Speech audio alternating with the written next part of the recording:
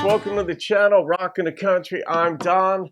We're gonna have some fun with this one today. Joe Purdy, I have no idea what we're getting from him, and the reason I know that is because I've done a number of reactions of Joe's, and this is the song "Miss Me," and it was requested by Craig Seybert, who made a gift to the channel for this one. So Craig, shout out to you. Thank you for this. Yeah, I think you would ask me to do the lyrics version, which I'm going to do. So let's see what we've got.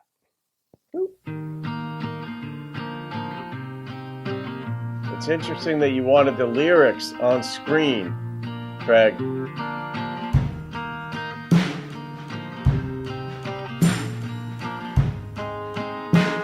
I love this already. Some movie star told you this ain't where it's at, so you packed your bags and one night you headed out. Said these small town blues got you going insane. Gonna move to the city, you're gonna change your name. You'd never look back at where you came. You swore you're never gonna be the same. Do you miss me?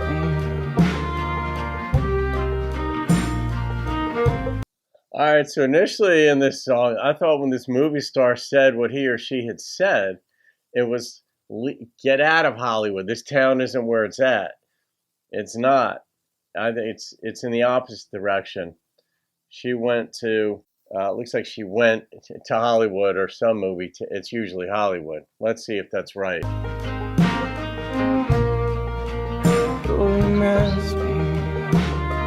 Pursuing her dream. You're a big girl now, got your big girl shoes, and you're running around with the big girl blues. I know you don't doubt yourself anymore. When you feel like leaving, you walk out the door. Now I bet you ain't got nothing left to learn. It's better that way, 'cause you never get burned, and you try not to think about what might have been, 'cause you know this town's just sink or swim. Do you miss me? I love that mandolin in the background. Do you miss me? Still don't have a complete lock on this song.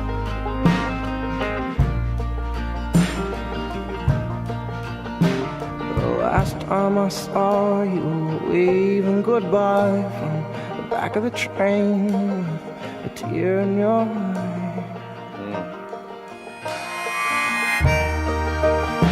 Very detail-oriented with his lyrics.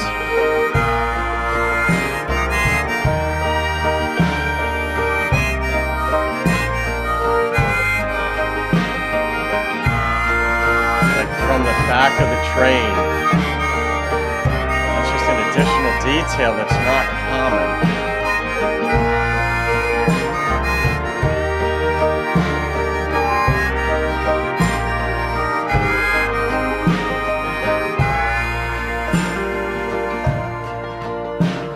I hear you're in love with some big city man.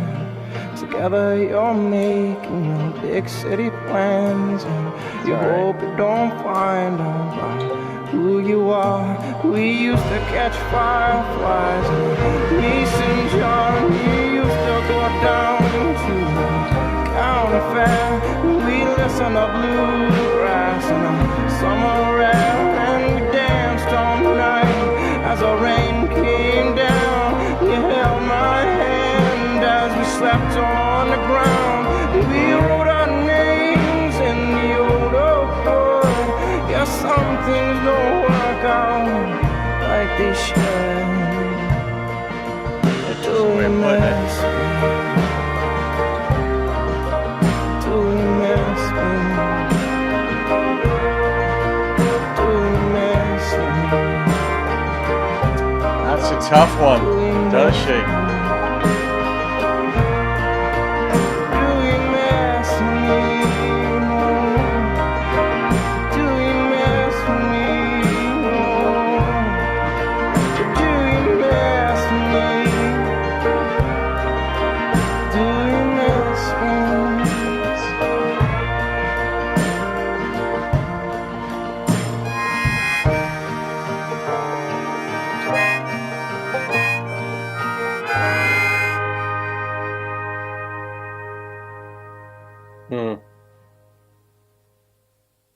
had a very, it's funny, depending on the era in which you grew up and such, different cartoons or different television shows or whatever had certain music. And the sense I got of this is of like hobos, which we used to call them, just folks who just traveled on trains, basically homeless. And they'd have like, their stick with their belongings wrapped in like a bandana or something like that. But it just sort of had that feeling to it. The instrumentation on this, very consistent throughout. No tempo changes. Really, the instrumentation continued throughout just to give you a sense of stasis. And I don't know who's that's supposed to represent. Probably his. Hers moved into a big city, her life in the big city. But you wonder, does that person miss you? And over time, you can nip those thoughts in the bud. You can decrease the frequency and intensity with which you get that idea, because that can be a tormenting idea, wondering if the person who left you misses you or if they made a mistake. And it's just a tormenting thought. It's one of those things where it's like, what? It doesn't do you much good, but you can't help but get them once in a while, right? But Aristotle was big on habits being, you put mental thought into things, and then into like physical action as well, where you make things habit, and then you no longer even have to think about them. When they become second natured is when you've become virtuous. And however you want to view all these ideologies and such, that if you keep interrupting that thought, do you miss me? Do you miss me? And you're like, over time, you can actually not get that thought much at all, or relegate it to the pile of, I don't care if you do or not. It doesn't even matter. It's kind of like once you can laugh about things later, you've healed. That's my measure in a sense. When you laugh, like I look back on my marriage that failed. That wasn't my choice, let's put it that way. But nonetheless, it still failed. So I contributed to that in some level. But I look back on it now and I'm like, I can laugh about things. And I do. I'm like, oh my God, what was I thinking? What was she thinking? Whatever. In this one, she left small city. They used to catch fireflies. They used to hold hands, lying on the ground, probably looking up at the stars, maybe looking up at whatever. And is she trying to hide that from the big city guy? Well, if that's true, what's he trying to hide from her? That was one thing I've had too. It's not unique to her trying to hide that she comes from, say, a small town where she caught fireflies. Maybe she doesn't hide it from this guy. Maybe he likes that about her, that she's different. You just never know what draws two people together after breakups. We've all had breakups. So, Craig, that's an interesting choice of song, my friend. Joe always comes at you from angles that you don't expect. I mean, like I said earlier, with that, for instance, that detail, like she was on the back of the train with a tear in her eye. And that is relevant to the song, to the idea of the song, like, do you miss me? Because she had a tear in her eye. So clearly she had feelings, which he already knew. If she left without a tear in her eye, he might not be wondering if she missed him, because be like, nope, she really wanted out. But I like the vagueness of not knowing who the movie star was, what the movie star said, what the context was. Just the movie star said this given thing, so she decided she was going to go.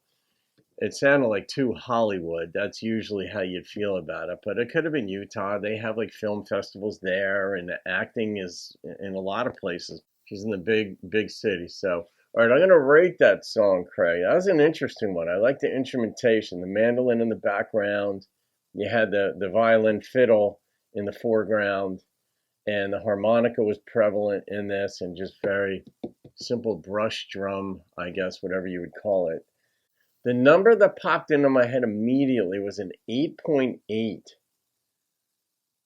Just on the fascination of just, this is art. I don't want to say it's more art than music, because it's clearly music, but this is art set to music.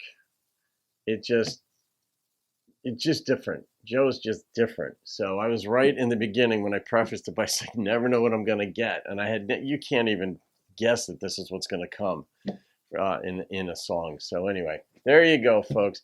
Craig, thank you again, my friend. Hope you guys enjoyed that. Have a great day. I'll see you on another video. Keep rocking the country.